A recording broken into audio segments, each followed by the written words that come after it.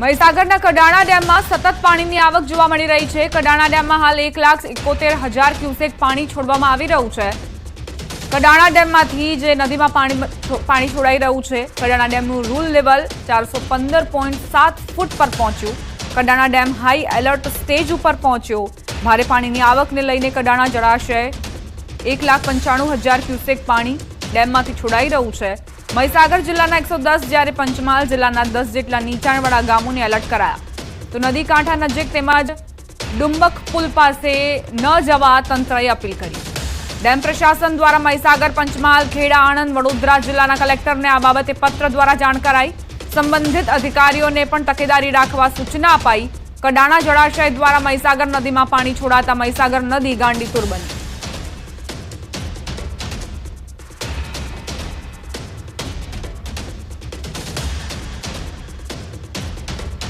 ભાવનગરમાં ગત વર્ષની સરખામણીએ ચાલુ વર્ષે વરસાદની ઘટ છે, તેથી જિલ્લાના ડેમોની સ્થિતિ ચિંતાજનક બની છે।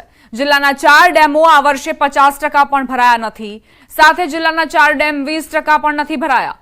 ત્યારે જિલ્લામાં આગામી દિવસોમાં સારો વરસાદ નહીં થાય તો ઉનાળામાં જળસંકટ ઘેરાવાની શક્યતા સેવાઈ રહી છે। જિલ્લામાં Shetrunji dam 67%, Ranghoda dam 51%, બગર dam 68% જેટલા જ ભરાયા છે। શેત્રુંજી ડેમ પણ હજુ 100% ભરાયો નથી। જિલ્લાના 5 ડેમો લાખણકા, રજાવડ, હમીરપરા, હણોલ, જસપરા અને ઉતાવળી ડેમ હજુ 20% પણ નથી ભરાયા। ત્યારે જિલ્લામાં આગામી દિવસોમાં પીવા માટેના અને સિંચાઈ માટેના પાણીની સમસ્યા સર્જાઈ શકે છે।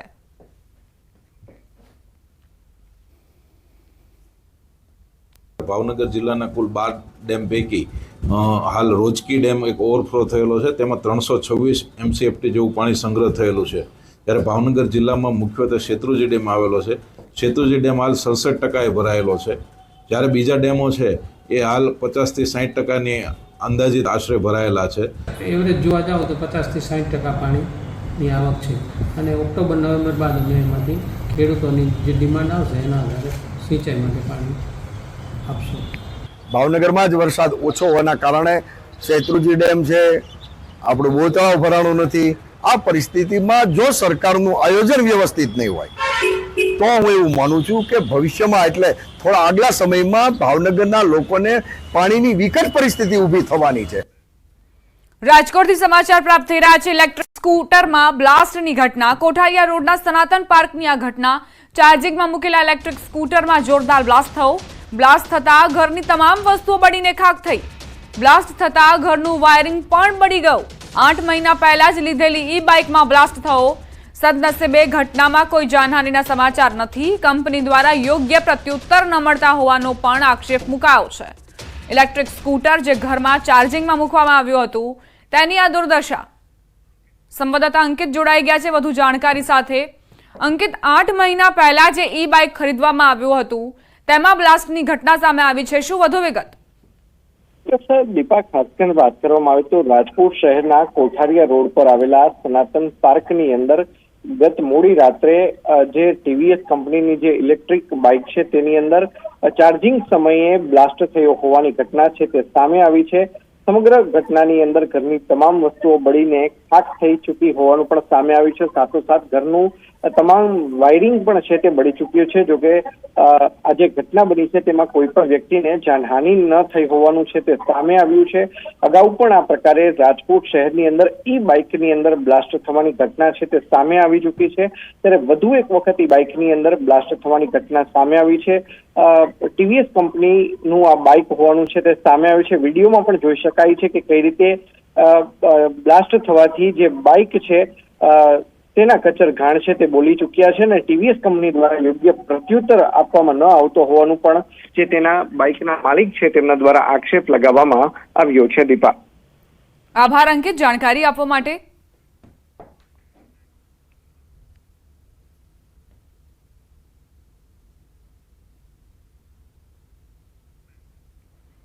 સમાચાર રાજકોટથી જ પ્રાપ્ત થઈ રહ્યા છે। ચાઇનીઝ લસણ મામલે ખુલાસો થયો। ઉપલેટાના વેપારી ચાઇનીઝ લસણ મંગાવ્યું હતું। ઉપલેટાના વેપારીએ મુંબઈથી લસણ મંગાવ્યું। અશફાક નામના વેપારીએ 30 કટ્ટા લસણ મંગાવ્યું હોવાની જાણકારી સામે આવી છે। લસણને હાલ લેબ પરીક્ષણ માટે મોકલાવ્યું। પોલીસે અશફાક નામના વેપારીનું નિવેદન લીધું, જેમાં તેમણે સ્વીકાર્યું કે તેઓએ મુંબઈથી 30 કટ્ટા લસણ મંગાવ્યું હતું.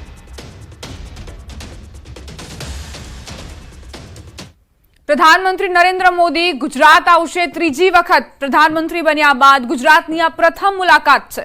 અમદાવાદના જીએમડીસીમાં સભા સંબોધવાના છે. જીએમડીસીમાં સભાની તૈયારીઓ પૂરજોશમાં ચાલી રહી છે. 2 જનસભાને સંબોધન કરવાના છે પ્રધાનમંત્રી. 1 લાખ કરતાં વધુ કાર્યકરો પ્રધાનમંત્રી મોદી અભિવાદન કરશે. જીએમડીસી ગ્રાઉન્ડ ખાતે વિશાળ ડોમ બનાવવામાં આવી રહ્યો છે. જીએમડીસી ગ્રાઉન્ડ ખાતે વોટરપ્રૂફ ડોમ બનાવવાની કામગીરી પૂરજોશમાં ચાલી રહી છે.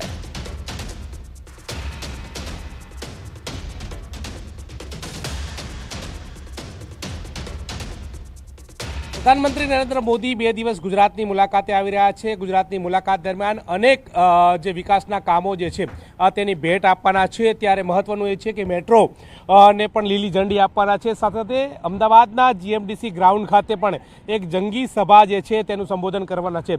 16 તારીખે બપોર બાદ આ સભા જે છે તેનું સંબોધન કરવાના છે. અત્યારે હાલ તૈયારી જે છે તે પૂરજોશમાં ચાલી રહી છે. અંદાજિત 1 લાખ જેટલા લોકોને સંબોધિત જે છે આ ત્યાં જીએમડીસી ગ્રાઉન્ડ ખાતે કરવાના છે. તેને લઈ અને તડામાર તૈયારીઓની આખરી ઓપ જે છે તે આપવામાં આવી રહ્યો છે. મહત્વનું સાથે એ છે કે વિશાળ ડોમ જે છે તે પણ તૈયાર કરવામાં આવ્યો છે. વોટરપ્રૂફ ડોમ જે છે તે તૈયાર કરવામાં આવ્યો છે કે જેમાં 1 લાખથી પણ વધારે લોકો બેસી શકે તે પ્રકારનું આયોજન કરવામાં આવ્યું છે. આ જ અંતર્ગત તેઓ બનાસકાંઠામાં પણ સભાને સંબોધન કરવાના છે ને અમદાવાદમાં પણ એક સભાનું આયોજન કરવામાં આવી રહ્યું છે જેની તૈયારીઓ અત્યારે પૂરજોશમાં ચાલી રહી છે. કેમેરા પર્સન અમિત શર્મા સાથે ગૌતમ શ્રીમાળી, ન્યૂઝ 18 ગુજરાતી, અમદાવાદ. ગીર સોમનાથના ગીર ગઢડા શહેરમાં ઘૂસ્યો સિંહ બાળ. રહેણાંક વિસ્તારમાં રહેણાંક મકાનમાં સિંહ બાળ ઘૂસતા અફરાતફરી સર્જાઈ. પટેલપરા વિસ્તારના મકાનમાં સિંહ બાળ ઘૂસ્યું હોવાની જાણકારી. વન વિભાગે સિંહ બાળનું રેસ્ક્યુ હાથ ધર્યું. ધોકા સાથેના હથિયારો સાથે સ્થાનિકો પણ રેસ્ક્યુમાં જોડાયા. રેસ્ક્યુ દરમિયાન અફરાતફરીના દ્રશ્યો સામે આવ્યા છે. ગભરાયેલ સિંહ બાળ રહેણાંક મકાનમાંથી નાસી છૂટ્યું હતું. ગીર ગઢડાથી આ તસવીરો સામે આવી જ્યાં સિંહ બાળની રહેણાંક મકાનમાં એન્ટ્રી થઈ અને અફરાતફરીનો માહોલ સર્જાયો. નાગરિકોમાં ભય વ્યાપ્યો હતો. વન વિભાગને તાત્કાલિક સૂચના આપતા જ વન વિભાગ રેસ્ક્યુ માટે પહોંચ્યું, પરંતુ લાકડી અને ધોકા જોઈને સિંહ બાળ ત્યાંથી નાસી છૂટ્યો. પટેલપરા વિસ્તારની આ ઘટના જ્યાં એકાએક જ મકાનમાં સિંહ બાળની એન્ટ્રી થતા જે રહીશો હતા તેમનામાં ફફડાટ ફેલાયો હતો. અમરેલીના ખાંભાના ત્રાકુડા ગામમાં મોડી રાત્રે સિંહોનું ટોળું આવી ચડ્યું. રખડતા પશુઓના ટોળા વચ્ચે સિંહો આવતા અફરાતફરી મચી હતી. પશુઓમાં ભાગદોડ વચ્ચે પશુઓનો શિકાર કર્યો. શિકારના લાઈવ સીસીટીવી ફૂટેજ સામે આવ્યા. અચાનક સાવજનું ટોળું આવી ચડતા થોડા સમય માટે પશુઓમાં પણ ભાગદોડ મચી ગઈ હતી. આ સીસીટીવી ફૂટેજ જુઓ જ્યાં સિંહોનું ટોળું આવ્યું અને ત્યારબાદ પશુઓમાં કઈ રીતે ભાગદોડ મચી ગઈ, અફરાતફરીનો માહોલ સર્જાયો હતો અને કઈ રીતે મારણ પણ કર્યું સિંહોના ટોળાએ અને ત્યારબાદ મેજબાની પણ માણી. આખી ઘટના સીસીટીવીમાં કેદ થઈ છે. સમાચારોમાં આગળ વધીએ. સાબરકાંઠાના ઈડરગઢની નજીક આવેલી ભાટિયા મિલ પાસે દીપડો દેખાયો. રાત્રિના સમયે આ દીપડો દેખાયો. બારેલા તળાવની પાસે આવેલી મિલ નજીક દીપડો લટાર મારતો જોવા મળ્યો, જેને સ્થાનિકે કેમેરામાં કેદ કર્યો. દીપડો દેખાતા આસપાસના રહીશોમાં ભારે ફફડાટ ફેલાયો. વન વિભાગ પાંજરું મૂકી દીપડાને કેદ કરે તેવી સ્થાનિકોની માંગ છે. છોટાઉદેપુરમાં આદમખોર દીપડો આખરે પાંજરે પુરાયો છે. વનકર્મીને ફાડી ખાનાર લોહી તરસ્યો દીપડો કેદ થયો. પાવી જેતપુર રેન્જના આંબા ખૂંટ ગામ પાસેના જંગલમાં આ ઘટના બની હતી. ફરજ ઉપરથી પરત ફરી રહેલા વનકર્મી ગણપતભાઈ બારિયા ઉપર દીપડાએ હુમલો કરી 2 કિલોમીટર સુધી ઢસડી ગયો હતો. ગઈકાલે વનકર્મીનો શિકારનો ભોગ બનેલો મૃતદેહ મળી આવતા વન વિભાગે 3 પાંજરા ગોઠવ્યા હતા. મોડી રાત્રે દીપડો પાંજરે પુરાયો હતો. પાંજરે પુરાયેલા આદમખોર દીપડાને ધોબી કુવા ખાતે લઈ જવાશે.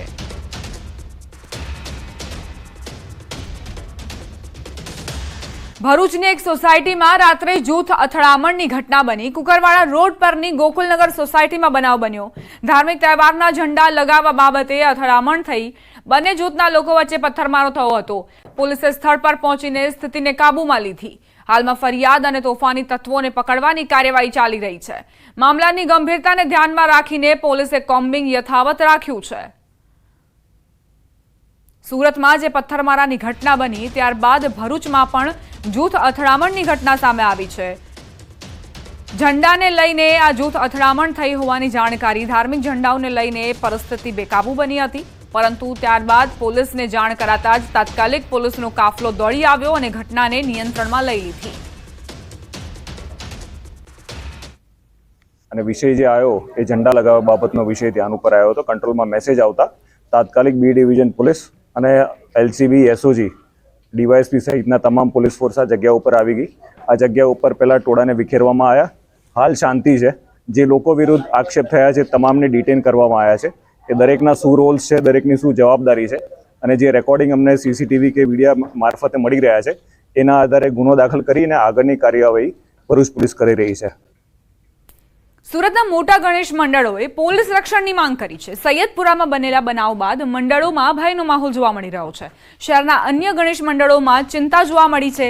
કાંકરી ચાળાની દહેશતના પગલે પ્રોટેક્શન માંગ્યું. શહેરના કોટ વિસ્તારના મોટા આયોજકોએ સુરક્ષા સલામતી માટે પોલીસ બંદોબસ્તની માંગ કરી. સ્થાનિક પીઆઈ તેમજ કમિશનર સુધી રજૂઆત કરાઈ છે, જે બાદ શહેર પોલીસે મોટા ગણેશ મંડળોને પોલીસ સ્ટાફની ફાળવણી કરી, જેમાં 2 પોલીસ જવાનો આખો દિવસ ગણેશ પંડાલમાં તૈનાત રહેશે. કેટલાક ગણેશ પંડાલો પર પોલીસે ફરજિયાત સીસીટીવી કેમેરા પણ મુકાવ્યા છે.